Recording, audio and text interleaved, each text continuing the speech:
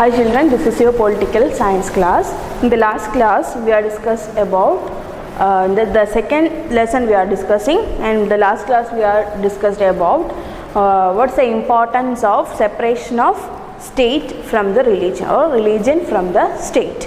We have discussed some points about what's the importance of separation of religion from the state. And today we are going to discuss about what is Indian secularism. What is Indian secularism? In the first chapter we have already studied that India is a secularism because the state has not take any particular religion as their state religion. So India is a secular state. So how the constitution guaranteed this, how the secularism is ensured by the constitution. The Indian constitution mandates that the Indian state be secular. According to the constitution, only a secular state can realize its objectives to ensure the following: to ensure some things for the citizens. What are the things the constitution should be ensure? That one religious community does not dominate another. One religious community does not dominate another, or a majority religious community does not dominate a minority. Another one was, some members do not dominate other members of the same religion. Some members do not dominate other members of the same community. അതായത് ഒരേ കമ്മ്യൂണിറ്റിയിലുള്ള ആൾക്കാർ തന്നെ one group of മറ്റൊരു ഗ്രൂപ്പിനെ dominate ചെയ്യാൻ പാടില്ല. അതിൻ്റെ നല്ലൊരു എക്സാമ്പിളാണ് untouchability, which was prevailed in Hindu religious community. In the system of untouchability, the upper class do not touch, or they are even not ready to see the lower caste people in their life. So untouchability is the main example for the second one, that is, some members do not dominate other members of some religious community. So to ensure that our constitution, Indian constitution, removed untouchability from our society. The third one was, the state does not enforce any particular religion. A state does not enforce any citizen to believe in a particular religion, or the state is not ready to accept their one religion as their state religion, and state not take away the religious freedom of individual. What is that meaning? Not take away the religious freedom of individual. We can discuss it through the second storyboard in your textbook, page number 23. There is a storyboard. I will read the story. A group of friends who have recently bought scooters are meeting to go for a ride together. They are going for a ride. They bought a new bicycle or scooters. So we can see the two friends are communicating. Hey, I hope you have a helmet. You know that the law in Delhi requires that you wear one.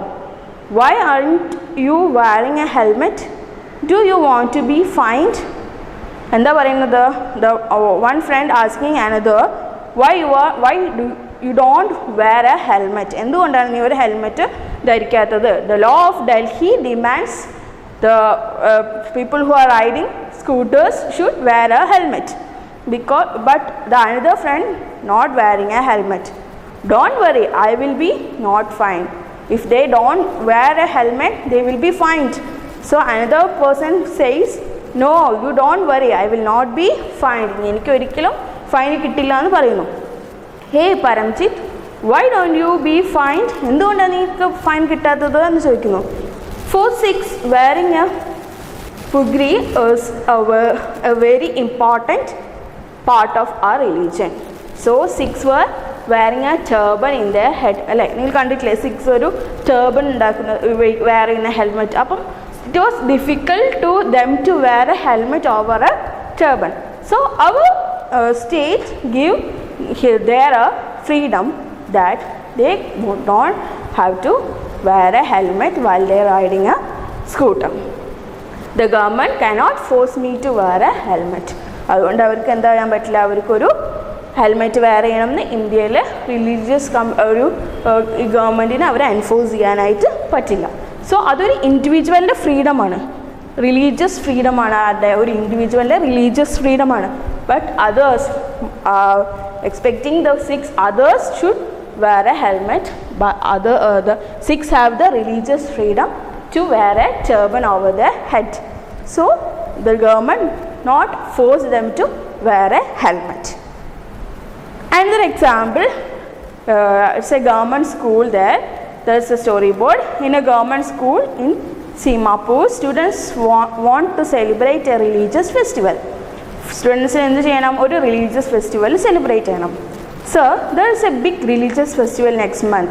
We have never celebrate it in school. Can we do it in this year? Appo students are going to their teachers and ask them, sir, please permit us to celebrate a particular religious festival.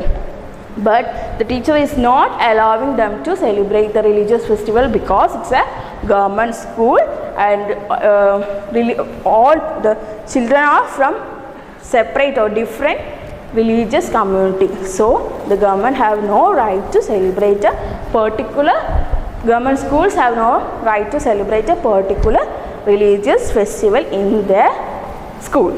But the private schools endu cheyam, can celebrate their own religious festival in the schools. I am afraid that it's not possible, Rekha. This is a government school. We cannot give importance to any religion, any one religion.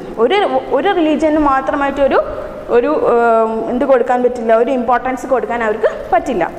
So government schools do not celebrate any religious festival in school premises. Most religious festivals are public holidays so that we can celebrate these at home. We can celebrate these at home.